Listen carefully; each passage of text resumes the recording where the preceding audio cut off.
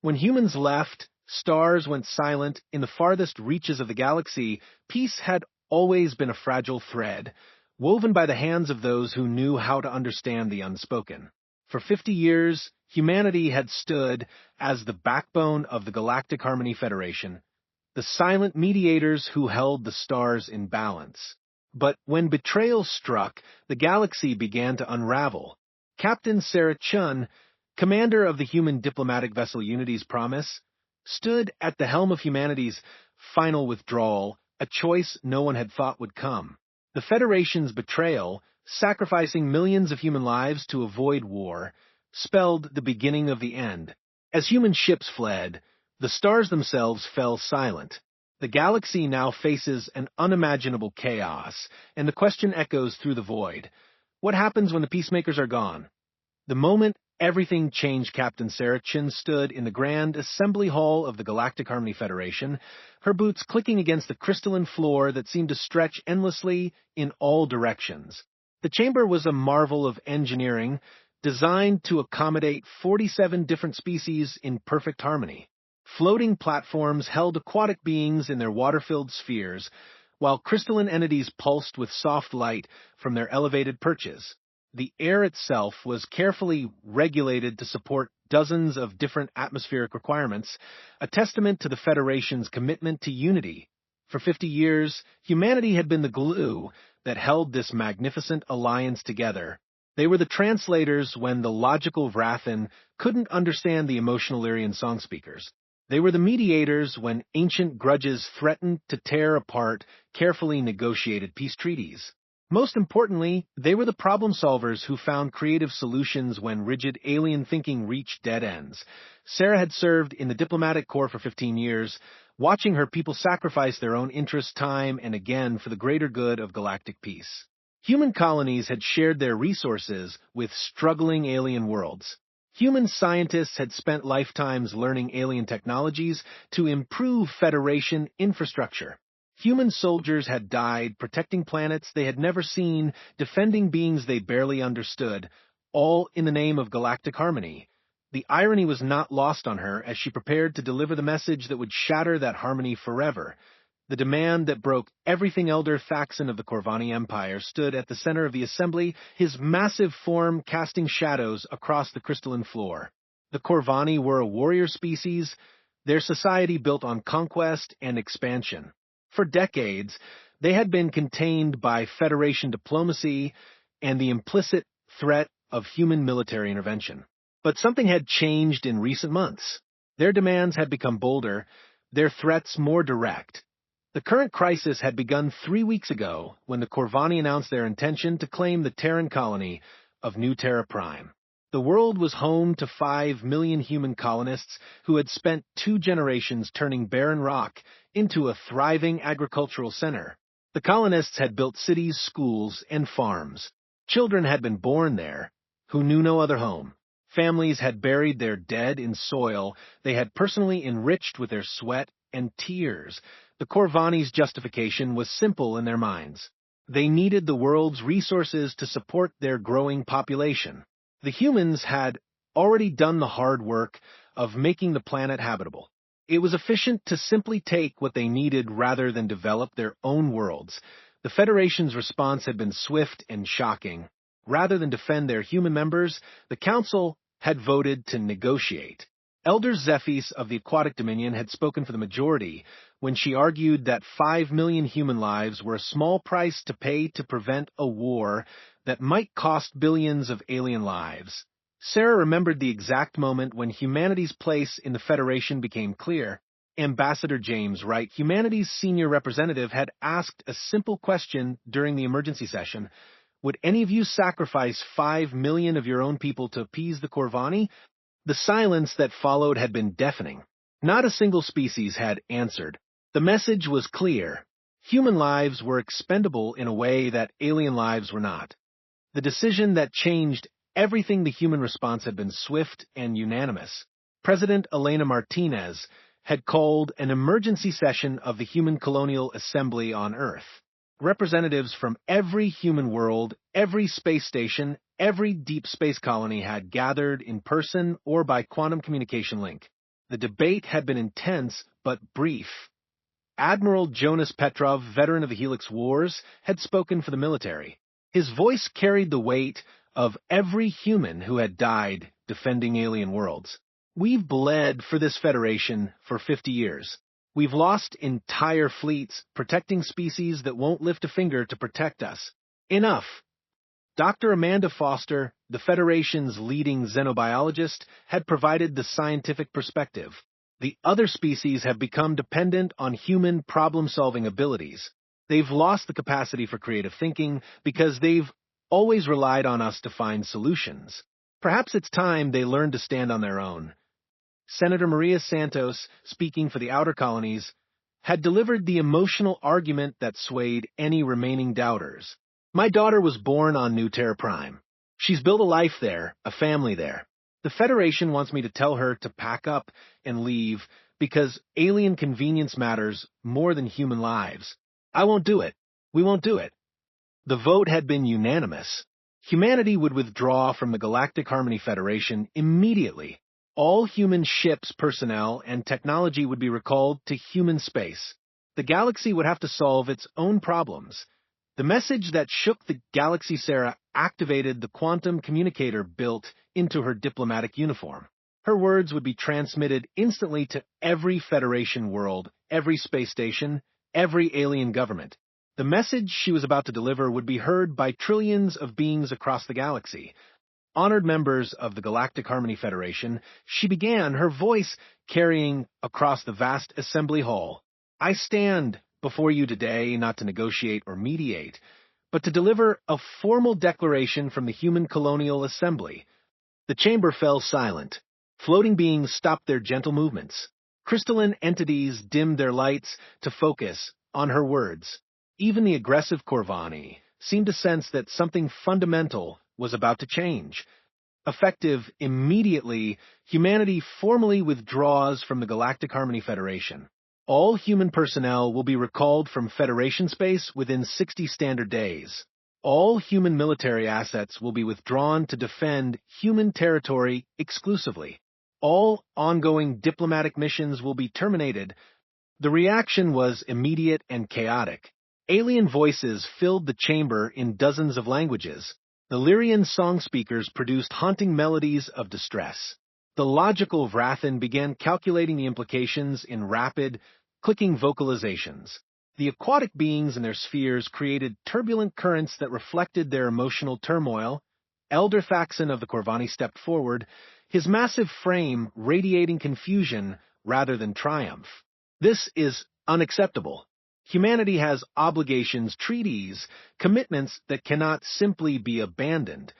Sarah had prepared for this response. She had spent her entire career learning alien psychology, understanding what motivated different species. She knew exactly how to hurt them where it mattered most. Our obligations were mutual, she replied, her voice carrying to every corner of the chamber. We served faithfully for 50 years. We fought your wars, solved your problems, and died for your causes. In return, you have decided that human lives are expendable when weighed against alien convenience. We reject that calculation. The silence that followed was heavy with the weight of truth. The assembled aliens knew she was right. They had taken human sacrifice for granted, assuming it would continue indefinitely. The possibility that humanity might simply leave had never seriously been considered. The immediate consequences, the evacuation, began within hours of Sarah's announcement. Human starships across the galaxy received quantum-encrypted orders to return to human space immediately. The massive human presence that had maintained Federation infrastructure for decades began to disappear. Captain Michael Torres, commanding the human heavy cruiser Resolute, received the withdrawal order while patrolling the disputed border between the Sectarian Alliance and the Hive Collective. For 8 years, his ship had maintained the peace between these two species who could barely communicate with each other. His crew had served as translators, mediators, and peacekeepers in a region that would explode into violence without human intervention. The Sectarian Alliance was a confederation of individualistic species who prized personal freedom above all else. The Hive Collective was exactly what their name suggested, a species that shared a group consciousness and made decisions through collective thought. The two civilizations were fundamentally incompatible, capable of coexistence only through human mediation. As Torres ordered his ship to set course for human space, he watched the long-range sensors with growing dread. Already, ships from both sides were moving toward the border. Without human peacekeepers to maintain the balance, the ancient hatred between individual and collective consciousness was reasserting itself. Dr. Rebecca Stone, head of Human Medical Services at Federation Central Hospital, faced a different but equally heartbreaking challenge. She had spent 20 years developing medical procedures that could treat dozens of alien species. Her research had saved countless lives and established treatment protocols that were used throughout Federation space. The alien medical staff gathered in her office as she prepared to leave, their various forms expressing confusion and desperation in ways unique to their species. The Zilithian doctor with compound eyes that reflected emotional states was literally flickering with distress. The plant-based Silvani medic was releasing stress pheromones that made the air itself feel heavy with sorrow. "We don't understand human physiology well enough to maintain your treatment protocols," Dr. Zenth of the Aquatic Dominion admitted, his translated voice carrying notes of panic. Millions of patients across Federation space depend on human-designed medical procedures. Without human expertise, they will die. Rebecca felt the weight of responsibility crushing down on her shoulders. She had dedicated her life to saving alien lives, and now her departure might cost more lives than her presence had ever saved. But the choice had been made at the highest levels of human government. The Federation had decided that human lives were expendable. Humanity had decided to prove them wrong. The technology that held everything together, Chief Engineer David Kim stood in the primary computer core of the Federation's Central Communications Hub, watching his team pack up equipment that had taken decades to install and calibrate. The quantum communication network that connected thousands of worlds across the galaxy was primarily human technology, designed by human engineers who understood that different species processed information in fundamentally different ways. The network wasn't just about transmitting data. It was about translating concepts between species that thought in completely different patterns. When the logical Vrathans sent mathematical proofs to the intuitive empathy, human-designed translation algorithms converted pure logic into emotional resonance. When the collective consciousness of the hive sent group thoughts to individualistic species, human programming filtered the information into concepts that individual minds could process.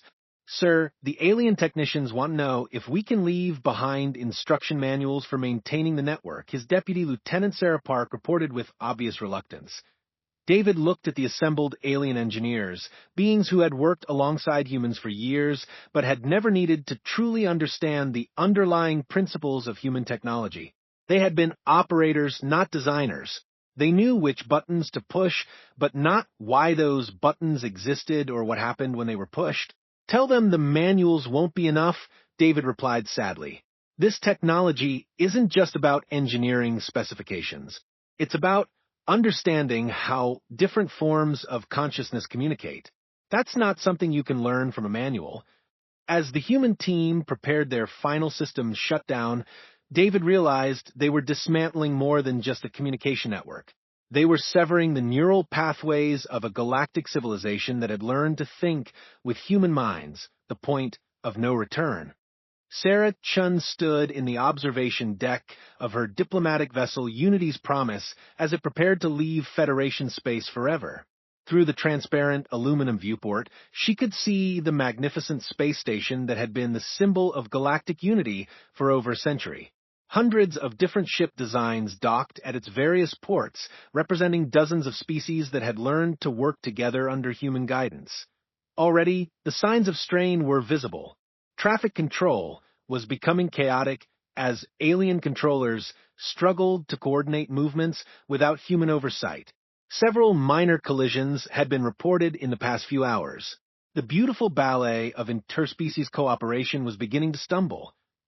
Her communications officer, Lieutenant Commander Alex Rivera, approached with a data pad showing incoming messages from across the galaxy. "Captain, we're receiving thousands of requests for human assistance. The Lyrian Confederation wants us to mediate their territorial dispute with the Crystal Builders. The Aquatic Dominion is asking for help with their failing atmospheric processors. The Hive Collective is requesting human psychologists to help them deal with integration stress." Sarah took the data pad and scrolled through the desperate messages. Species that had taken human assistance for granted were suddenly realizing how dependent they had become. The requests were urgent, pleading, sometimes demanding, but the decision had been made. Standard response to all requests, she ordered. "Humanity is no longer available for Federation business. Refer all issues to the Federation Council." As Unity's promise engaged its hyperdrive and jumped away from Federation space, Sarah watched the stars elongate and disappear. Somewhere behind them, a galactic civilization was about to discover what life was like without the invisible support that had held it together for 50 years. The first reports of system failures reached human space within hours. The last human ship crossed the border into human territory exactly 60 days later. By then, the galaxy was already beginning to tear itself apart, but that was no longer humanity's problem. They had tried to be the guardians of galactic peace. Now it was time to let the galaxy learn to guard itself. 6 months after the withdrawal DR. Marcus Webb floated in the observation chamber of his research station, deep thought, watching the galaxy tear itself apart through the most advanced sensors ever built. The station hung in the void between galaxies far from any inhabited system, designed to study large-scale cosmic phenomena. For the past 6 months, Marcus had been documenting the collapse of galactic civilization with the detached precision of a scientist and the growing horror of a human being. The data streams flowing across his holographic displays told a story of systematic failure on an unprecedented scale. What had begun as isolated incidents immediately after humanity's withdrawal had cascaded into a galaxy-wide catastrophe that defied every prediction of political scientists and xenobiologists. Marcus pulled up the latest report from the former Federation space.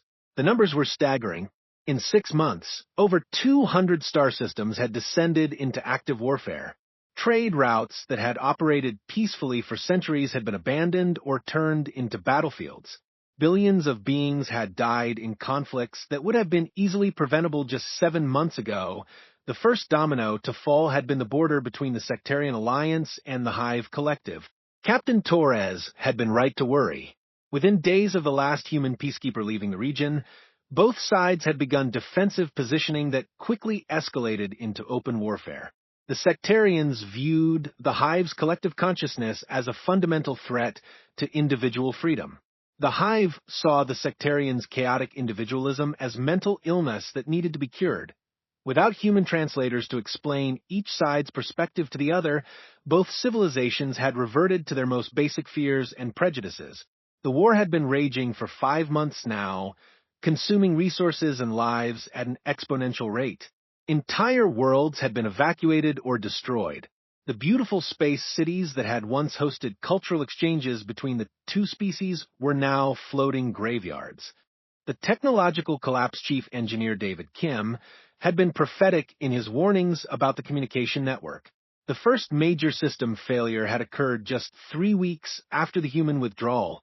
The quantum relay station in the Centauri Nexus had suffered what the alien technicians called a routine maintenance error. In reality, they had attempted to repair a complex translation matrix without understanding its underlying principles. The failure had cascaded through the network like a virus. Each broken relay placed additional strain on neighboring stations, which failed in turn. Within 2 months, over 40% of the galaxy's long-range communication capacity had been lost. Species that had maintained constant dialogue for centuries suddenly found themselves isolated, unable to coordinate trade, diplomacy, or mutual defense. Marcus watched real-time footage from a failed station, transmitted by automated probes that continued to function even as their operators fled. The massive structure that had once hummed with precisely calibrated energy was now dark and twisted, its crystalline communication arrays shattered by feedback loops that the alien engineers had been unable to prevent or repair. The economic consequences had been immediate and devastating. The Galactic Trade Consortium, which had regulated commerce between hundreds of worlds, had collapsed within weeks of losing communication with its member systems. Without the human-designed algorithms that balance supply and demand across vast distances, markets had become chaotic gambling systems that destroyed more wealth than they created. Dr. Amanda Foster's predictions about alien dependency on human problem-solving had proven terrifyingly accurate. The sophisticated artificial intelligence systems that managed everything from traffic control to environmental regulation had been designed by humans who understood that different species thought and reacted in fundamentally different ways. The aliens had learned to operate these systems but had never truly understood them. The Zilithian catastrophe, the most heartbreaking failure, had occurred in the Zilithian collective, a species that shared a distributed consciousness across billions of individuals. For 30 years, human psychologists had worked with the Zilithians to help them maintain mental stability in a galaxy full of individual minds. The humans had developed meditation techniques, communication protocols, and mental exercises that allowed the collective to interact with other species without losing their sense of unified identity. Dr. Rachel Martinez had been the leading expert on Zilithian psychology before the withdrawal. Her research station in the Vega system had maintained constant contact with Zilithian mental health coordinators, providing guidance when the collective encountered psychological stresses that their shared consciousness couldn't process effectively. When humans left, the Zilithians had initially believed they could maintain their psychological protocols independently. They were wrong. Without human guidance, the collective's attempts to understand and interact with individual minds had created cascading feedback loops in their shared consciousness. Marcus pulled up the latest intelligence reports from Zilithian space. The images were difficult to process, even for someone with his scientific training. The unified consciousness that had once encompassed billions of beings had fragmented into thousands of smaller collectives, each convinced that the others had been corrupted by exposure to alien thoughts. Zilithian ships now fought Zilithian ships in a civil war that made no sense to outside observers, but felt existentially necessary to the fractured minds within. The psychological trauma was spreading beyond their own species. Zilithian telepathic abilities, once carefully controlled through human-taught mental disciplines, were now broadcasting their pain and confusion to every psychically sensitive species within range. The Empathi, the Lyrian song speakers, and even the partially telepathic aquatic dominion were being driven to madness by the chaotic mental static pouring out of Zilithian space. Ancient enemies awakening without human peacekeepers to maintain the careful balance of power, ancient grudges were reasserting themselves across the galaxy. Species that had been forced into cooperation by human diplomacy were rediscovering hatreds that predated the Federation by millennia. The Crystal Builders and the Organic Shapers had been locked in a philosophical war for over 1,000 years before humans arrived to mediate their differences. The Builders believed that only crystalline structures could achieve true permanence and beauty. The Shapers argued that living, growing organic forms represented the pinnacle of creation. For 50 years, human diplomats had helped them find common ground, encouraging collaborative projects that combined both approaches. Now the ancient war had resumed with modern weapons. Crystal ships fired coherent energy beams that could turn living matter into dust. Organic vessels released biological weapons that could corrupt and dissolve crystalline structures at the molecular level. Both sides fought with the fury of zealots, convinced that the other represented an existential threat to everything they held sacred. Similar conflicts were erupting throughout former Federation space. The Silicon Architects battled the Plasma Dancers over fundamentally incompatible views of energy and matter. The Hive Collective's various subgroups turned their weapons on each other, each convinced that their particular interpretation of collective consciousness was the only pure one. The Aquatic Dominion had retreated so far into their deep ocean worlds that they had cut off all contact with space-dwelling species, apparently believing that contact with air breathers was inherently corrupting. The Medical Crisis DR. Rebecca Stone's warnings about medical catastrophe had proven tragically accurate. The human-designed treatment protocols that had saved millions of alien lives were failing without human expertise to adapt them to new situations. Alien doctors who had spent decades working alongside human colleagues were discovering that they had been assistants rather than true medical partners. The crisis was most severe in the multi-species medical centers that had been the pride of Federation civilization. These facilities had treated beings from dozens of different species using human-developed techniques that took into account the vast biological differences between various forms of life. Without human doctors to guide treatment decisions, these centers were becoming death traps. Marcus reviewed the emergency broadcasts from Federation Central Hospital, the medical facility that Dr. Stone had been forced to abandon. Alien doctors were attempting to treat patients using procedures they didn't fully understand, based on biological principles they had never needed to learn. The mortality rate had increased by 300% in 6 months. Diseases that had been easily treatable under human guidance were now claiming lives across multiple species. The most tragic cases involve hybrid beings, individuals whose biology combined elements from multiple species. These beings had been medical marvels under human care, living proof that different forms of life could literally merge and thrive. Human doctors had developed specialized treatments that balanced the complex biological needs of hybrid physiology. Without that expertise, hybrid beings across the galaxy were dying from medical complications that would have been routine to treat under human supervision. The Void Walkers arrived. The final catastrophe began to unfold in the 6th month after human withdrawal. Dr. Marcus Webb's deep space sensors detected massive objects moving toward the galaxy from the cosmic void beyond. The objects were unlike anything in Federation databases, vast, dark shapes that seemed to absorb light and energy rather than reflect it first. Marcus assumed he was observing some previously unknown astronomical phenomenon. Black holes, perhaps, or dark matter structures that had achieved unusual density. But as the objects drew closer, their behavior became clearly artificial.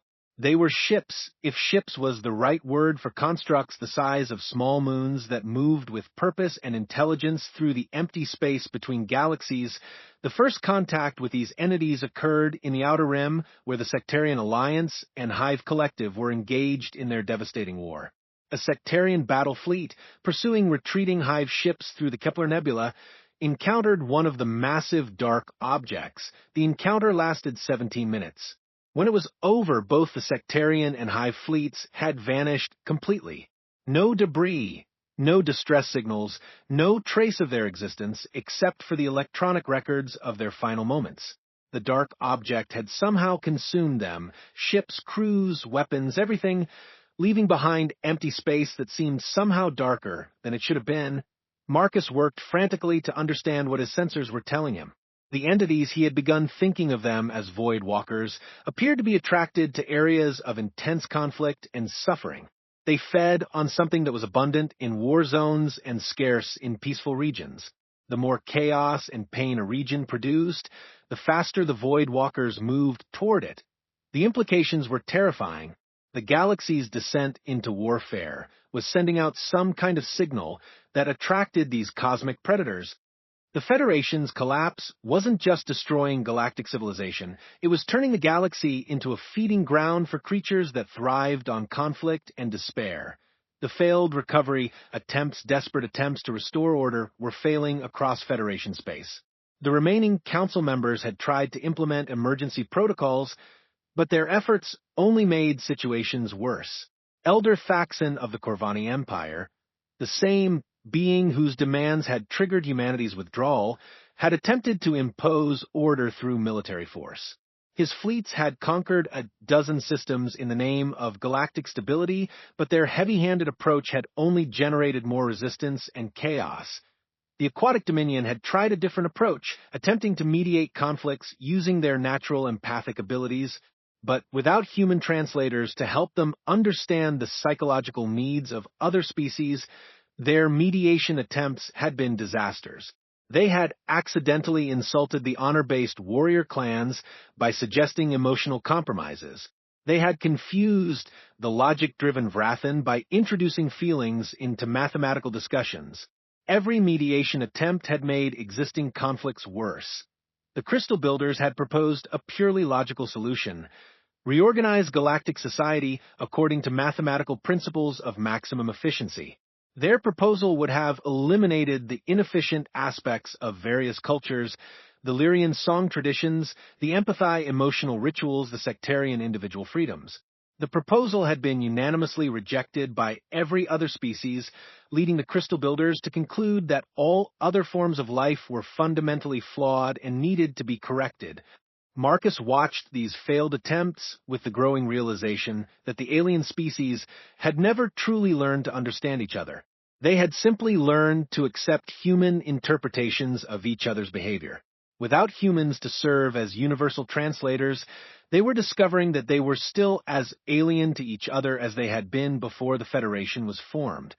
The communication breakdown, the collapse of the quantum communication network, had created information chaos that made every crisis worse. Species were making decisions based on incomplete or false information, often acting on rumors and propaganda rather than facts. The Hive Collective believed that the Sectarian Alliance was planning to use biological weapons to destroy their group consciousness. The Sectarians were convinced that the Hive was attempting to forcibly assimilate other species into their collective mind. Both beliefs were false, but without reliable communication channels, neither side could verify the truth.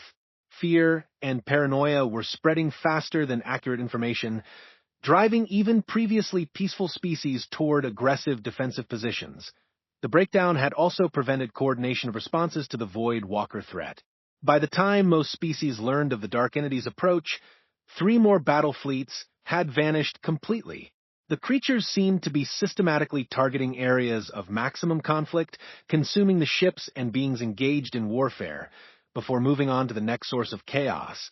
Marcus realized with growing horror that the galaxy was trapped in a deadly spiral. The collapse of human-maintained systems was generating conflict and chaos. The conflict attracted the Void Walkers, who fed on the suffering and violence. Their feeding made the situation worse, generating more conflict and attracting more Void Walkers. The point of no return as the 6-month ended, Marcus compiled his final report on the galactic situation. The statistics were almost beyond comprehension. Over 3 billion beings had died in conflicts that could have been prevented by human mediation. Hundreds of worlds had been abandoned as their inhabitants fled, spreading chaos. The technological infrastructure that had supported galactic civilization for centuries was failing at an exponential rate. The Void Walkers were now confirmed in 17 different sectors, with more sightings reported daily. Their feeding pattern was becoming clear. They consumed not just matter and energy, but something more fundamental. Hope, perhaps. The will to live. The bonds that held civilizations together. Marcus transmitted his report to human space using a specially shielded communication array that the Void Walkers hadn't yet detected. His message was simple: the galaxy was dying, and it was dying because humanity was no longer there to keep it alive. But as he prepared to send the final transmission, his sensors detected something unexpected. In the ruins of New Terra Prime, the human colony that the Federation had demanded be abandoned, automated systems were detecting signs of life. Not human life. The colonists had been evacuated months ago. Something else was moving among the abandoned buildings and empty farms. Marcus adjusted his sensors for maximum resolution, trying to understand what he was seeing. The readings were confused, showing multiple species' signatures in patterns that made no sense. It looked almost as if different alien species were working together, cooperating in ways that should have been impossible without human guidance. For the first time in months, Marcus felt something that might have been hope. Perhaps somewhere in the ashes of the old Federation, new possibilities were being born. 1 year after the withdrawal, Admiral Elena Rodriguez stood on the bridge of the human flagship New Dawn, watching the devastation that had once been the Centauri Nexus through the main view screen. The massive space station that had served as a hub for galactic trade and communication was now a twisted wreck, its hull breached in a dozen places, debris spinning slowly in the void where thriving markets had once operated. Elena had served in the Federation fleet for 25 years before humanity's withdrawal. She had fought alongside alien crews, shared meals with beings whose names she couldn't pronounce, and learned to think of the galaxy as humanity's extended home. The sight of its destruction filled her with a pain that went deeper than professional disappointment. Beside her, Captain James Wright, former Federation ambassador and now Elena's chief diplomatic advisor, studied sensor readings that painted a picture of almost complete collapse. 17 Void Walker incursions confirmed, he reported quietly. The entities have consumed everything in 7-star systems. No survivors, no debris, not even cosmic dust. It's as if those systems never existed. Elena nodded grimly. The reports from Dr. Marcus Webb's research station had reached human space 3 months ago, carried by automated probes that had somehow avoided detection by the dark entities. The Void Walkers were unlike anything in human experience, cosmic predators that fed on conflict and suffering, drawn to chaos like moths to flame. The decision to return had not been easy. President Martinez had called another emergency session of the Human Colonial Assembly, and the debate had been fierce. Many humans felt that the alien species had made their choice when they voted to sacrifice New Terra Prime. Why should humanity risk its own people to save civilizations that had shown such callous disregard for human lives? But Elena had spoken for the other side, the humans who remembered what they had sworn to protect when they first joined the Federation. We didn't serve the galaxy because they deserved it, she had told the Assembly.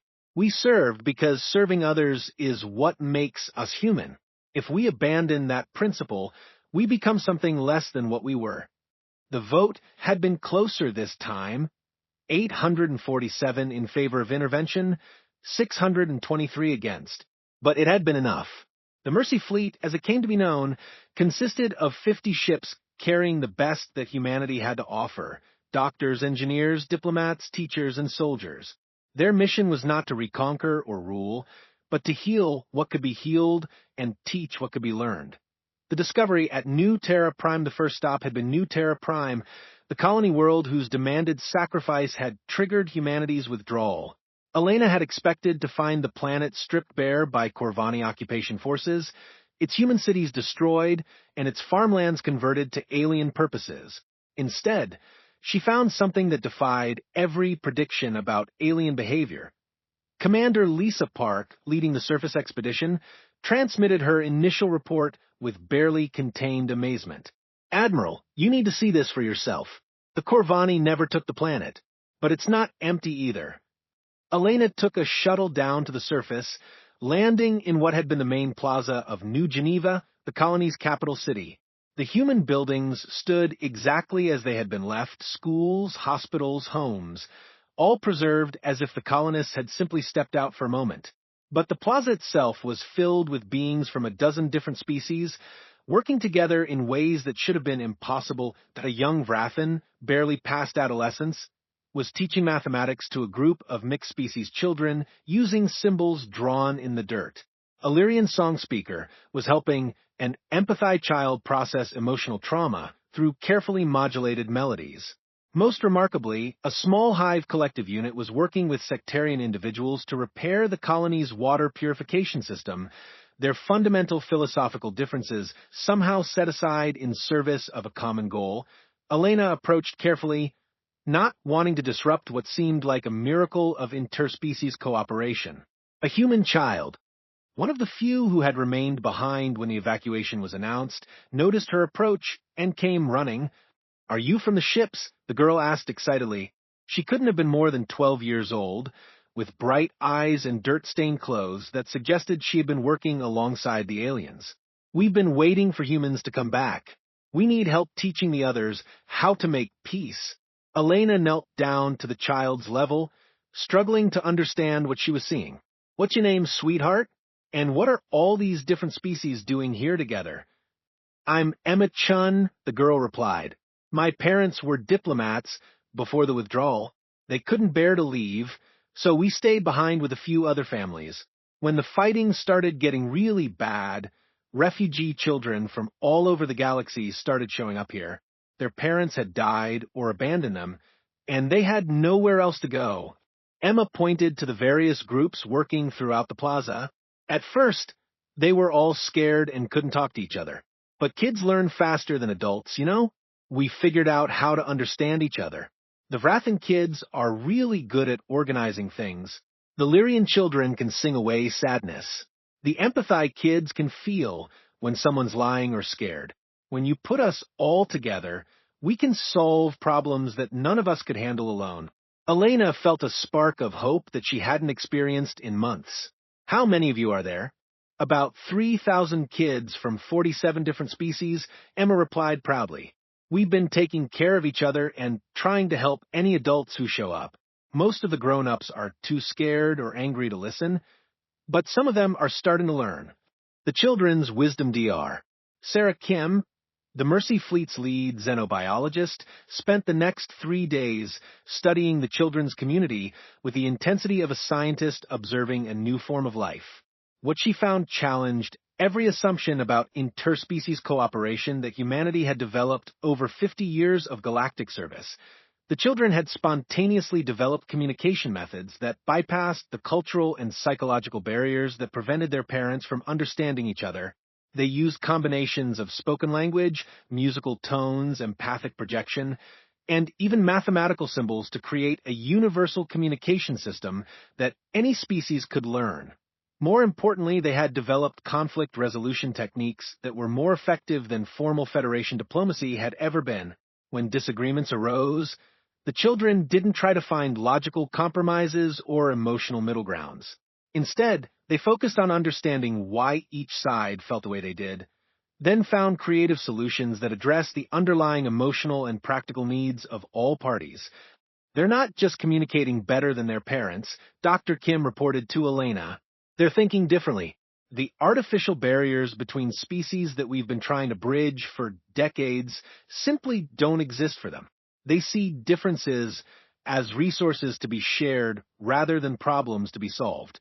Elena watched as a group of children from 6 different species worked together to plant a new garden in the colony's agricultural sector. Each species contributed their unique abilities. Aquatic Dominion children managed the irrigation system with instinctive understanding of water flow, while Silicon Architect youth calculated optimal growing patterns. Crystal Lin children monitored soil chemistry through their sensitive crystalline structures, while Organic Shaper kids encouraged plant growth through biological manipulation abilities. The most remarkable aspect was how naturally they shared authority. Leadership shifted fluidly based on which species was best suited to handle each particular challenge. There was no hierarchy, no competition, no struggle for dominance. Each child seemed to understand instinctively that the group was stronger when every member could contribute their best abilities. The Healing Begins Elena made the decision to establish New Terra Prime as humanity's first harmony zone, a safe haven where any species could come to learn the principles of cooperation that the children had discovered naturally. The Mercy Fleet's ships took positions around the planet, not as conquerors, but as protectors, ensuring that the fragile community could grow without interference from the chaos consuming the rest of the galaxy. The response was immediate and overwhelming. Word spread through the galaxy's surviving communication networks that humans had returned, not as rulers, but as teachers. Refugee ships began arriving daily, carrying beings from across the galactic spectrum who had lost everything in the spreading conflicts. Many of the adult refugees were skeptical or hostile at first. Species that had been fighting each other for months found it difficult to accept that peaceful coexistence was possible.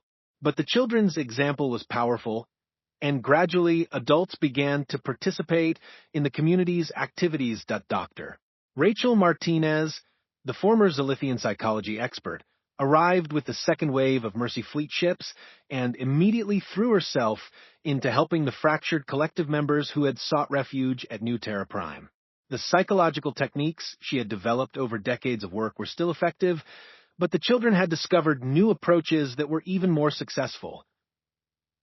Young, Zilithians who had grown up in the refuge community had learned to maintain individual identity while still participating in collective consciousness. They could shift fluidly between individual and group thinking modes, something that adult Zilithians had never learned to do. Under the children's guidance, adult collective members began to heal the psychological fractures that had torn their society apart. The Void Walker confrontation, the ultimate test of the new community, came when the Void Walkers detected the activity at New Terra Prime. Elena watched her sensors with growing dread as 3 of the massive dark entities changed course and began moving toward the planet. The creatures had consumed everything in their path. Entire battle fleets, space stations, even planets where particularly intense conflicts had raged. Elena called an emergency meeting of all adult humans in the Mercy fleet. The tactical situation was clear. 50 human ships could not possibly defeat entities that had effortlessly destroyed hundreds of alien vessels. The only logical option was evacuation, but Emma-chan and the other refugee children had a different proposal. They asked for permission to attempt communication with the Void Walkers. "We think they're not evil," Emma explained to the assembled human commanders. "We think they're just hungry, but they're trying to eat something that makes people fight instead of something that makes people happy. Maybe if we show them what happiness tastes like, they won't want to eat the fighting anymore." Elena's first instinct was to reject the proposal as impossibly naive. The Void Walkers had shown no interest in communication with any of the species they had encountered. They seemed to be pure predators, consuming conflict and chaos without regard for the lives they destroyed. But Dr. Kim supported the children's request. "Their understanding of interspecies psychology is already beyond anything we've achieved," she argued. "If anyone can find a way to communicate with entities that exist outside our normal understanding of consciousness, it might be them." Elena made one of the hardest decisions of her military career. She authorized the children to attempt contact while keeping the Mercy fleet ready for immediate evacuation if the attempt failed. The transformation, what happened next, would be studied by xenobiologists and philosophers for generations. The children of 47 species joined together in the main plaza of New Geneva, creating a harmony of communication that transcended individual species limitations. They sang, spoke, projected emotions, and generated mathematical patterns that express concepts no single species could have conceived alone. The message they sent to the approaching Void Walkers was not a plea for mercy or a challenge to combat.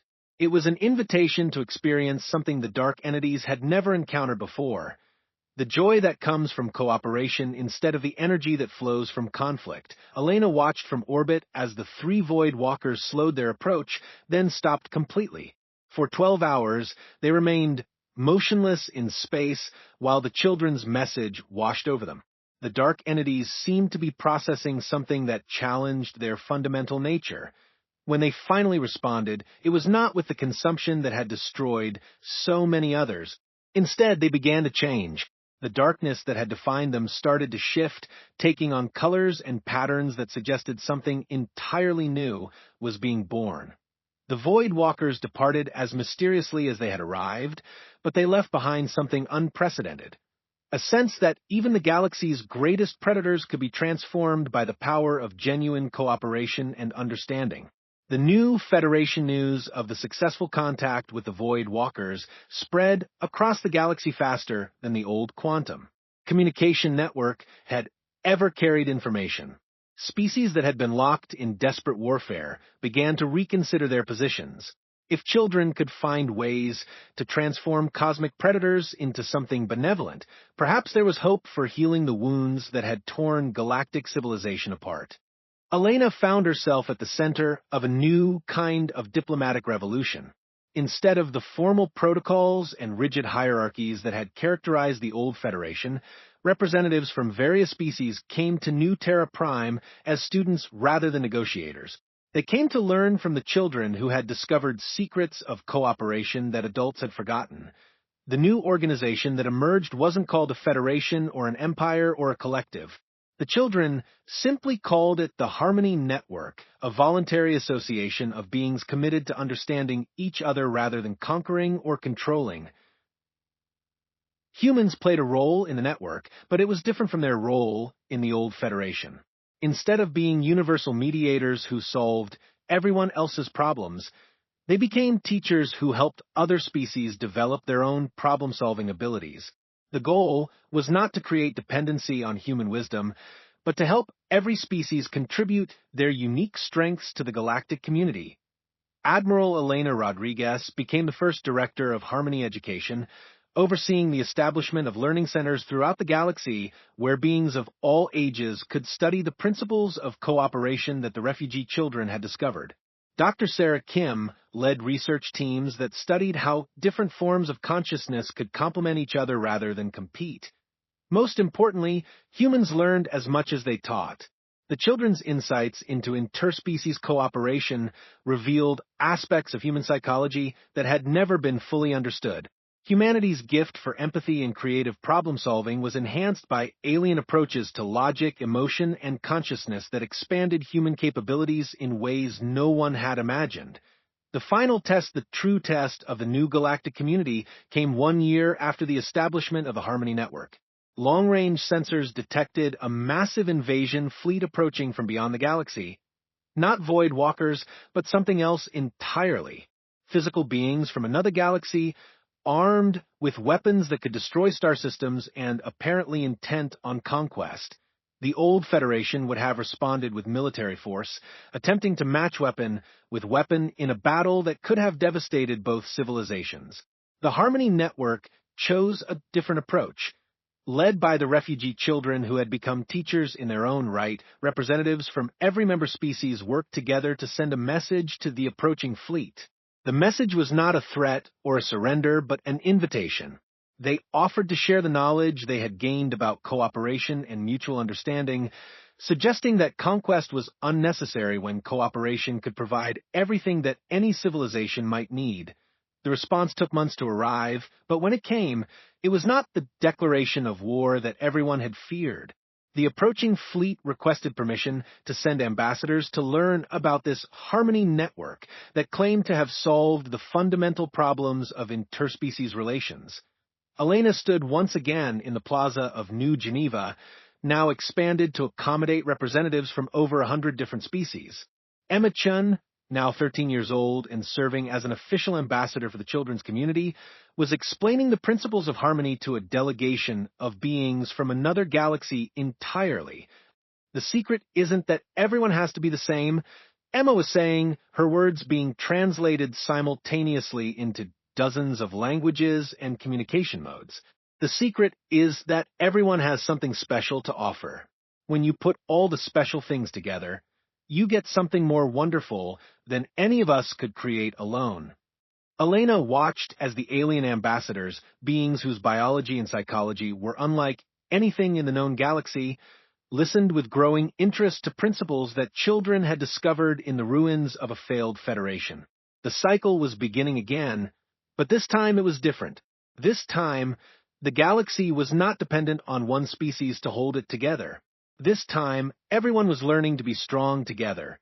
Humanity had returned to the stars not as conquerors or rulers, but as teachers and students in a universe where cooperation had proven to be the strongest force of all. The galaxy that had nearly destroyed itself in humanity's absence was being reborn as something greater than it had ever been before. And in the plaza of New Geneva, children from 100 different worlds played together under alien suns, building tomorrow with the infinite creativity that comes from combining different ways of seeing the universe into something entirely new.